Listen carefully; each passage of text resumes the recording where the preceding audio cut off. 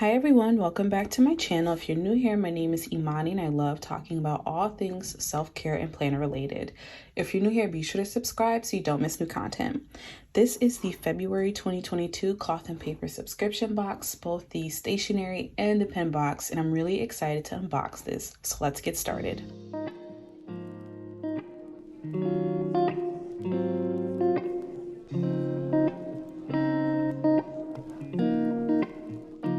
So this is the first thing you see when you open the box. You usually get a pen.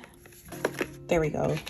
So this is sort of like a journaling card, and this month's question is how can you use your resources more wisely and efficiently to accomplish the things that you set to prioritize. So I love that they give you space to journal for the month, and this is what I was referencing. This is the pen test sheet. So I'm gonna put this aside and we'll unbox the rest of the stationery box together, and then we'll get started with the pen box.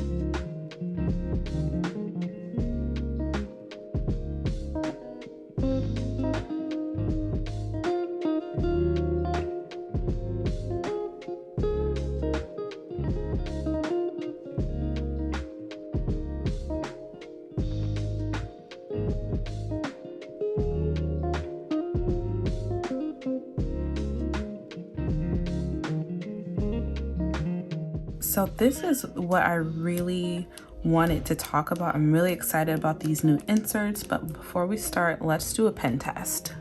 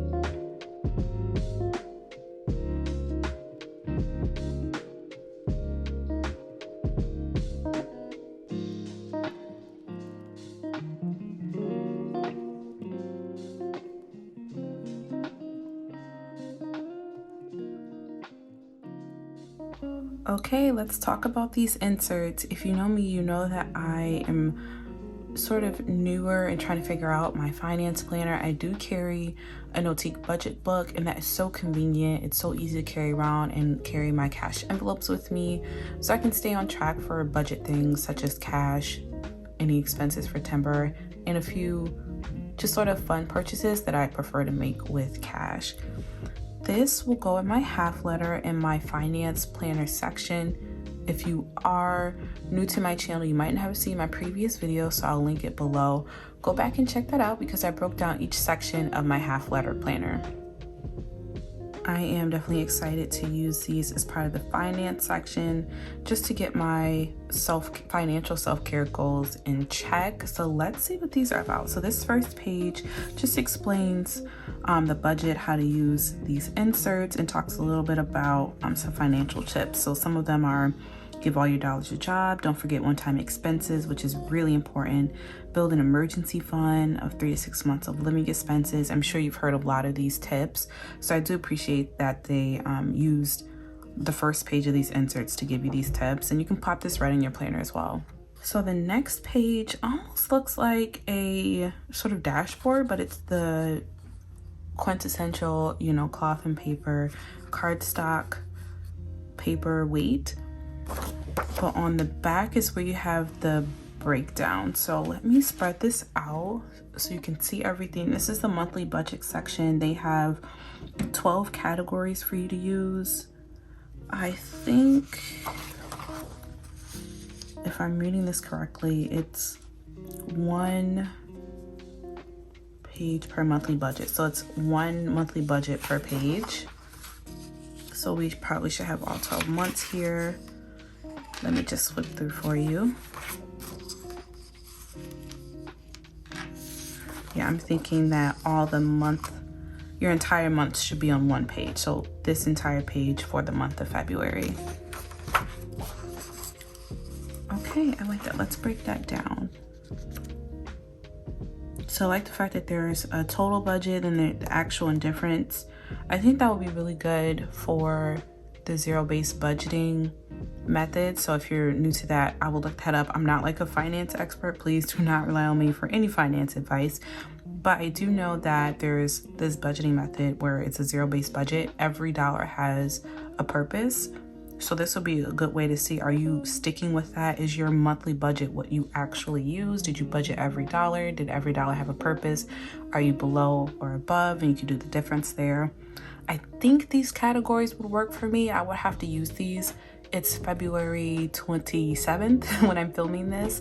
So I'll have to use this for the month of March to see whether or not it works for me. So this next section is for recurring payments. I love the quote here. It says, used correctly, a budget doesn't restrict you, it empowers you, which is really important because honestly, like, every dollar matters. I'm not a finance expert, but I do believe that when I know where my money is going and I know how much money I have to spend, I do feel empowered and more in control of my money and spending habits. So this next section is for recurring payments. I do believe that there are 6 inserts, so like 1, 2, 3, 4, 5, 6 pages for you to use. I think that would be good for half the month. I'm sorry, for half the year, excuse me. So let's flip through and see. Yeah, I think I would use 1 page per month. I could be wrong about that, but again, it's the end of February, so it'll be a good opportunity to use these for March to see exactly how to use them best for my needs. So next is the third section of the finance inserts. It's called expense log, and yeah, okay, this is pretty much what I expected here. Date, description, category, and amount. Sometimes I do like to mark whether or not it was a need or want. And because there's no space here, what I like to do is just use 2 different colors of highlighters and mark, wants with blue, needs with pink, whatever. I'll just make sure I make a key up here to reference and know the difference. I like these. These are simple, but they get the job done.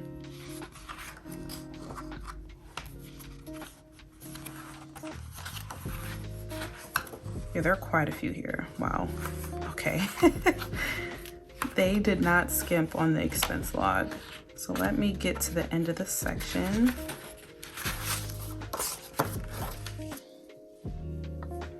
Okay, section 4 is non-essential spending. I will let you in on a secret. I'm doing a no spend month for March, so I'm hoping I won't need this. My goal is to not have any non-essential spending in March, so That's how I interpret no spend. Some people interpret it, you know, no spending at all except for bills. I interpret it as no non-essential spending. So, you know, if I do need face wash, then I'm gonna go get face wash. I'm not gonna suffer through the entire month without face wash, but that's how I do it. And I wouldn't consider that face wash example, I wouldn't consider that non-essential spending. So if I am good with my goals and I stick with it, I won't have to use this in March, but we'll see about that. In the bottom section, they do have a space for you to write any notes, your budget, actual, and difference. So when April rolls around and I'm using these full time, I will have an opportunity to use this. I think it's good to have a budget even for non-essential spending as well. Okay, quite a few pages for non-essential spending. And then we're at the next section. So section 5 is all about saving. Oh, this is good. Okay. So they break it down. There's 2 pages that go together because they break it down by the week.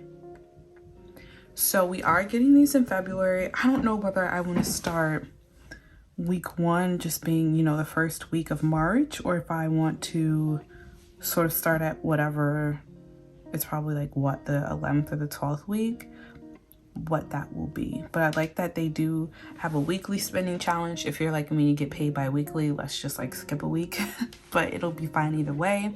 And you can track your account balance on the right. So we're still in the savings section. What I do like is they give you different opportunities and different ways and layouts to track your spending.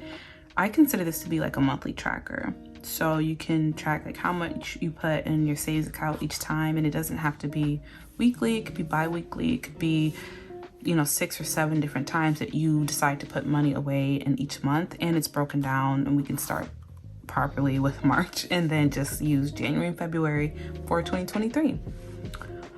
I do like there's a goal section up here. You know me, you know I prefer lines.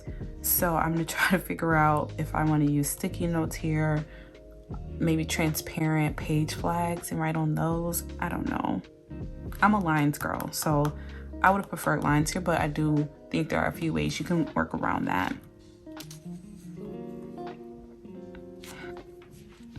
Down below, they have a section for your starting balance and your ending balance, which is really good. I think for starting for March, I'll just use March as the starting balance rather than what my savings, what my total savings count was in January. And then we're on to the next section. So the next section, which is section 6, there are so many inserts in here. I love that they give you so many options. This is your portfolio allocation. This is very similar to a layout they had in their older inserts, or their older version of their finance inserts. And I don't have it. I wish I would have found it and brought it out for you. I probably wouldn't write it out just because like I'm weird like that. And people don't steal planners, but if I were to leave it somewhere, I don't want anybody in my business like that. So I think that for purposes of me having my half letter as an everyday carry, I might not use these in the planner itself. Like if I do write this out, this would be something that I keep separate and keep at home, away from, you know, any possibility of being viewed by someone that I just don't want looking at my information. But still really helpful to have. So the next section is really interesting. It says financial reflections. Ooh, okay. This is good. This is good because I think it recognizes that your money habits and goals will change month to month. So for example, if you set out in the beginning of 2022 to have a savings goal of $5,000, what happens after you achieve that? So this will allow you to reflect monthly. You can choose the word of the month for your finance goals. And yeah, you have a section to write about each week, your priorities, what you paid off, total applied to debt. Nice. I really do like that. And hopefully there will be 12 of these, one for each month.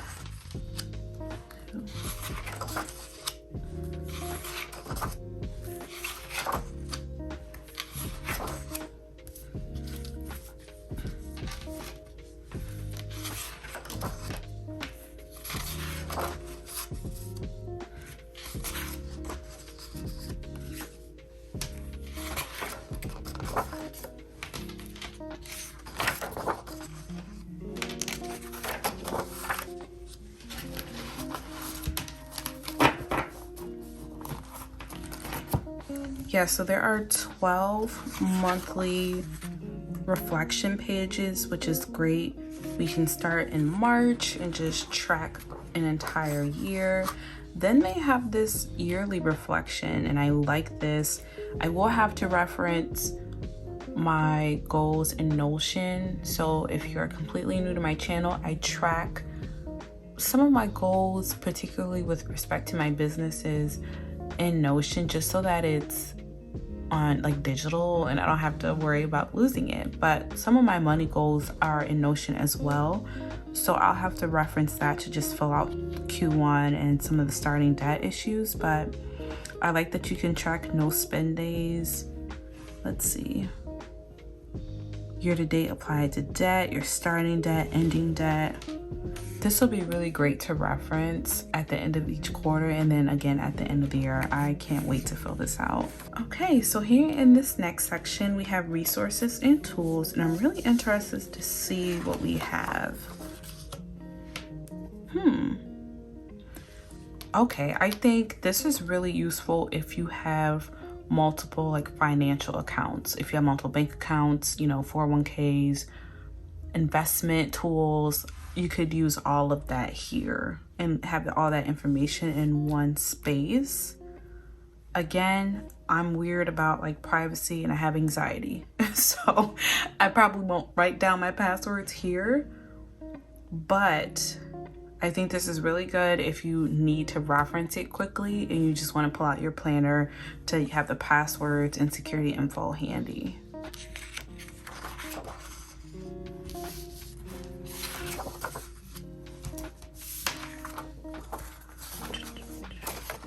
Okay,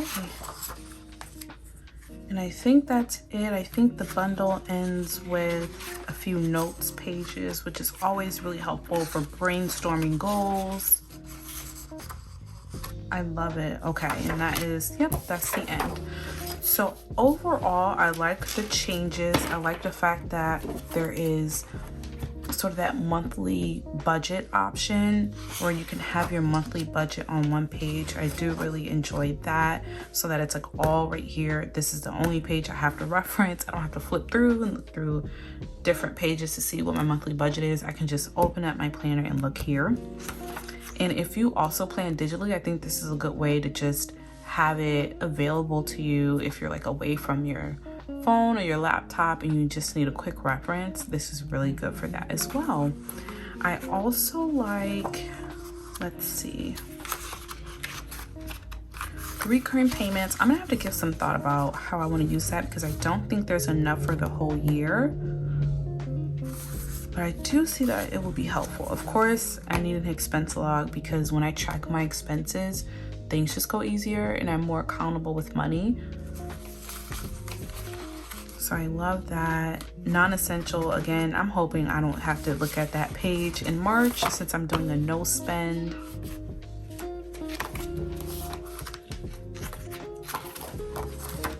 This is what I like here. I like the fact that you can track your savings here for the entire year, like per week, but also this one is my favorite too. So anytime I throw money in my savings account in March, I'm just gonna mark it here. It doesn't have to be every time I get paid. Anytime I feel the need to move money from, my checking to my savings, which is kind of how I budget my savings. I do budget savings every paycheck, but also if I realize that I'm underspending what I budgeted for, then I move it to savings. Again, that's just how I budget. Please do not take finance advice from me. I'm not a financial planner or like financial self-care guru at all, but that's how I do savings. So then that way I will always prefer to have like more in savings than what I originally budgeted for. And that is the new finance bundle. Thank you so much for watching me flip through. Let me know what you think below. If you also get the coffin paper stationery box, let me know what you think about the updates to the finance bundle. I'm excited to try quite a few layouts in here. I'm also really excited about the sticky notes that I got because if you've been following me here, or if you're new, you don't know, I love sticky notes. So I'm always really excited when we get sticky notes. especially new ones, in the subscription box. So I'm really excited to give those a start. If you have any questions, please feel free to ask me in the comment section below. Otherwise, I'll see you next time. Bye.